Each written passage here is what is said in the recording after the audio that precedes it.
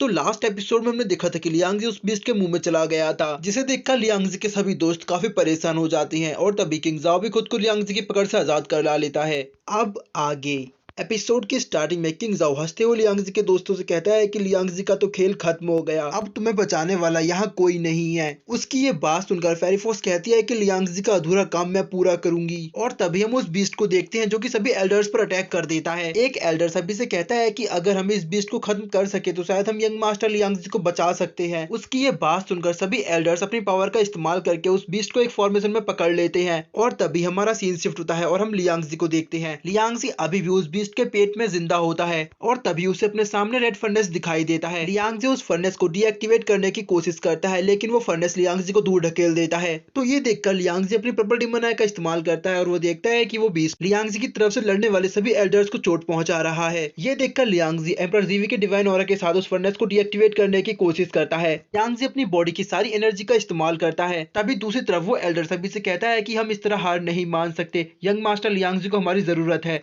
और इसके बाद वो सभी फिर से अपनी पावर का इस्तेमाल करके उस बीस्ट पर हमला करना शुरू कर देते हैं। वो सभी मिलकर एक जायंट मल्टीपल शॉट फॉर्मेशन को समवन करते हैं, जिसके जरिए वो उस बीस्ट पर लगातार बहुत सारे अटैक करते हैं और उनके लगातार हमलों से वो बीस्ट भी काफी ज्यादा इंजर्ड हो जाता है। इसके बाद हमारा व्यू लियांगजी पर जाता है। लियांगजी अपनी पूरी पावर का इस्तेमाल करके भी उस फर्नेस को नहीं रोक पाता, तो आखिर में वो फिर से अपनी यीन यान पावर का इस्तेमाल करने के बारे में सोचता है, जिसके बाद वो अपने डिवाइन शॉट का इस्तेमाल करके अपनी यीन यान पावर के साथ उस फर्नेस पर अटैक करता है। लियांगजी के इस हमले से फर्नेस पर काफी ज्यादा असर पड़ता है। ये देखकर लियांगजी समझ जाता है कि वो अपने डिवाइन वेपन से इसको हरा सकता है। इसके बाद लियांगजी अपने सनसेट बो का इस्तेमाल करता है, जिसके बाद वो फर्नेस गोल्डन कलर में ग्लो करने लगता है और आखिर में वो क्वीन आंट की दी हुई पावर का इस्तेमाल करता है, जिसके बाद वो फर्नेस गोल्डन एनर्जी के साथ डीएक्टिवेट हो जाता है और ऐसा होते ही उस बीस्ट की धज्जियां उड़ जाती हैं। जिसके बाद लियांगजी अपने तीनों नॉर्थन गेट डिवाइन वेपन्स के साथ सभी के सामने आ जाता है। लियांगजी को सही सलामत देखकर लियांगजी के सभी दोस्त काफी ज्यादा खुश होते हैं और तभी हम एल्डर चू को देखते हैं, जो कि लियांगजी को ठीक देखकर रोते हुए कहते हैं कि मुझे लगा था यंग मास्टर लियांगजी अब हमारे बीच नहीं रहे, लेकिन मैं उन्हें ठीक देखकर बहुत खुश हूँ। और तभी सभी एल्डर्स लियांगजी की तारीफ करते हैं कि लियांगजी ने अकेले ही उस बीस्ट को खत्म कर दिया। इसके बाद हमारा व्यू लियांगजी पर जाता है, जो अपने नॉर्मल अवतार में आकर किंग जाओ के पास जाता है। किंग जाओ लियांगजी से कहता है कि तुम बहुत लकी हो, इसलिए तुम हर बार जीत जाते हो, लेकिन हमेशा तुम्हारा भाग्य तुम्हारा साथ नहीं देगा। एक दिन आएगा जब तुम भी किसी के सामने घुटने टेकने पर मजबूर हो जाओगे। तो लियांगजी कहता है कि वो तो हम देख ही लेंगे, पर फिलहाल तुम्हारे मरने की बारी है। जिसके बाद हम देखते हैं कि लियांगजी अपनी स्वॉर्ड से किंग जाओ को खत्म कर देता है। इसके बाद लियांगजी किंग जाओ की मेमोरी को चेक करता है, जहां वो देखता है कि किंग जाओ सूरा किंग को नॉर्थन के डिवाइन वॉरियर्स के बारे में बताता है कि अभी भी वहां पर काफी सारे डिवाइन वॉरियर्स गहरी नींद में सोए हुए हैं। उन सभी के पास इतनी पावर है कि वो सेवन रियल्म को खत्म कर सकते हैं। लियांगजी को किंग जाओ से बस इतना ही पता चल पाता है। जिसके बाद लियांगजी खड़ा होता है और वो कहता है कि मुझे किसी भी तरह सभी डिवाइन वॉरियर्स को दुश्मनों के हाथों पड़ने से पहले ढूंढना होगा। इसके बाद हम फेरी फॉक्स को देखते हैं, जो कि लियांगजी के पास आकर उससे कहती है कि मैं तो काफी डर गई थी।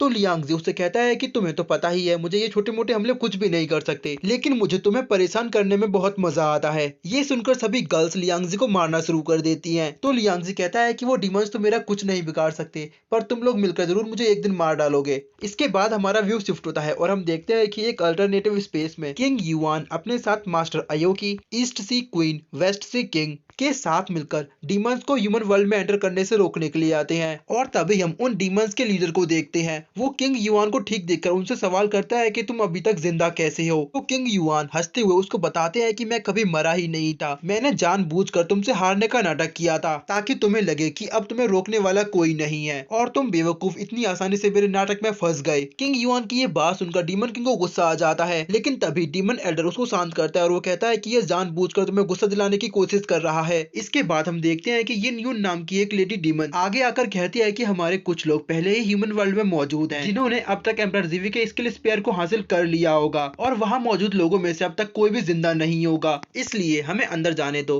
तो शायद हम तुम्हारे कुछ लोगों को बचा सकते हैं। तो ईस्ट सी क्वीन आगे आकर कहती है कि वो लोग अपना ख्याल रख लेंगे, अगर तुम्हें ह्यूमन वर्ल्ड में जाना है तो पहले हमें हराना होगा। इसके बाद हम देखते हैं कि वो लोग फाइट करने के लिए तैयार हो जाते हैं और जैसे ही एक डीमन लेडी अटैक करती है तो कोई उसके अटैक को नलीफाई कर देता है और तभी वहां पर द सन ऑफ एम्परर आकर कहते हैं कि तुम लोग मेरी नींद खराब कर रहे हो, अगर लड़ना है तो कहीं और जाकर लड़ो, ये जगह मेरी है, अगर यहाँ लड़ोगे तो मैं तुम सबको खत्म कर दूंगा। लेकिन वो demon lady the son of emperor की बात को इग्नोर करके सीधे किंग युआन पर अटैक कर देती है। ये देखकर द सन ऑफ एम्परर उसके अटैक को नलीफाई करते हैं और फिर उसके साथ फाइट करने लगते हैं। जिसके बाद उन सभी के बीच बीच फाइट स्टार्ट हो जाती है और इस फाइट में किंग युआन सबसे ज्यादा कमजोर होता है। मुझे समझ नहीं आता आखिर ये यहाँ आया क्यों है, क्योंकि किंग युआन ने अपनी सारी शक्तियां लियांगजी को दे दी हैं, जिसकी वजह से अब उसके पास कुछ भी नहीं है और एल्डर अयोकी को किंग युआन की रक्षा करनी पड़ती है। और तभी हमारा व्यू ईस्ट सी क्वीन और वेस्ट सी किंग पर जाता है, जहाँ वेस्ट सी किंग ईस्ट सी क्वीन की रक्षा करता है और वो उन डीमन से कहता है कि मैं किसी बूढ़े आदमी के साथ फाइट नहीं कर सकता, मैं एक राजा हूँ और मुझे केवल राजा के साथ फाइट करनी है। देखो तो फाइट में भी ये लोग कितने नखरे करते हैं और बस इसी का फायदा उठाकर दो डीमंस ह्यूमन वर्ल्ड में एंटर कर जाते हैं और ये सब के सब बस एक दूसरे का मुंह देखते रह जाते हैं और इसी के साथ हमारा आज का ये एपिसोड यहीं खत्म हो जाता है। इसका नेक्स्ट एपिसोड भी आपको जल्दी मिल जाएगा, बस जल्दी से लाइक शेयर एंड सब्सक्राइब करना मत भूलना। और जिस किसी को भी इस सीरीज के शुरुआती एपिसोड्स नहीं मिल रहे हैं तो मैं उनको बताना चाहता हूँ कि वो सभी एपिसोड्स मेरे चैनल पर कॉपीराइट क्लेम की वजह से हट चुके हैं, इसलिए मैंने एक प्लेलिस्ट बनाई है जिसके शुरुआती एपिसोड्स दूसरे चैनल के हैं। अगर आपको इसके सभी एपिसोड शुरुआत से देखने हैं तो एक बार जाकर प्लेलिस्ट चेक कर लेना। तो बस आज के लिए इतना ही, मिलते हैं नेक्स्ट एपिसोड में, तब तक के लिए बाय बाय। 怎么回事？什么人竟敢不知死活来挑衅？修罗界